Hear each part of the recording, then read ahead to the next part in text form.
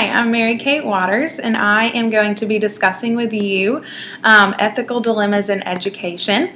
And the topic I chose for this was Scenario 3, which reads, Miss D, a third-year 7th grade math teacher, complains to her next-door neighbor about a difficult student in her class, identifying the child by name and providing specific details about the student's academic record. Miss D says that the neighbor doesn't know the student personally, so there should be no problem discussing the student and the situation. So what possible issues or concerns might this scenario raise?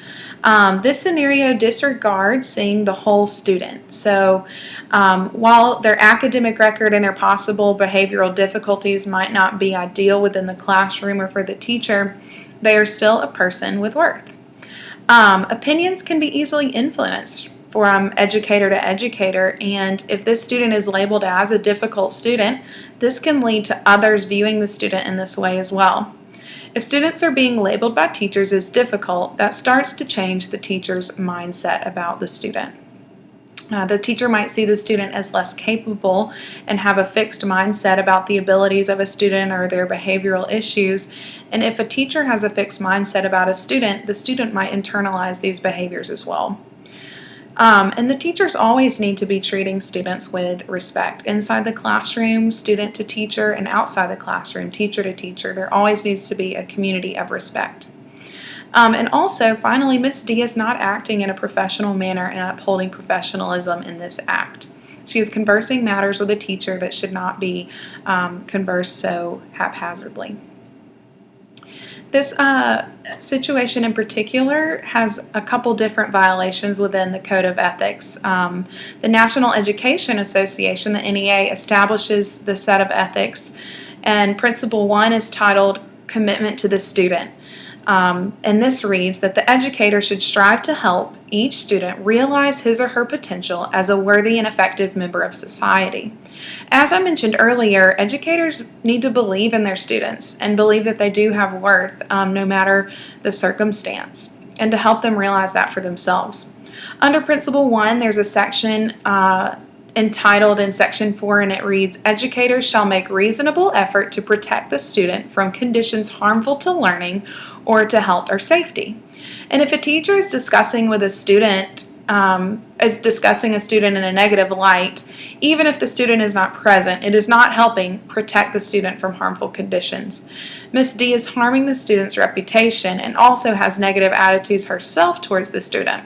This could lead to unintended favoritism in the classroom of other students over this particular student, which is not helpful.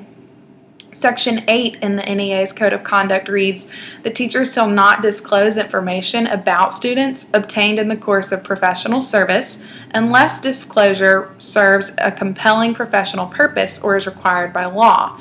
And in this case, this instance is not serving a professional purpose. Ms. D is clearly disclosing information about a student that should be kept in confidentiality, and this is a clear violation of that principle.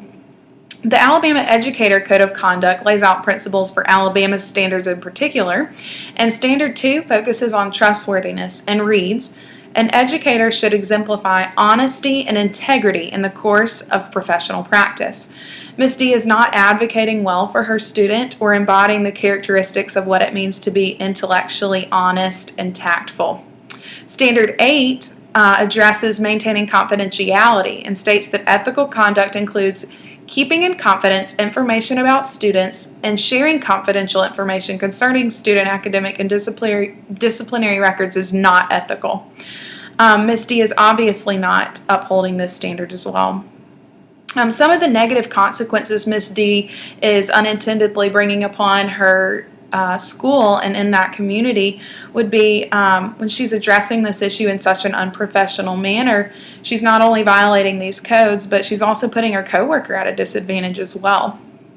Not only is Ms. D promoting a negativity in the work environment, but the coworker is likely experiencing disequilibrium as to what to do because Ms. D has told her this act.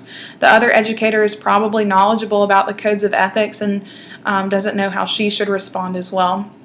And if a student were to ever overhear this conversation, that would have obvious repercussions and create issues of mistrust and obvious negative consequences for themselves.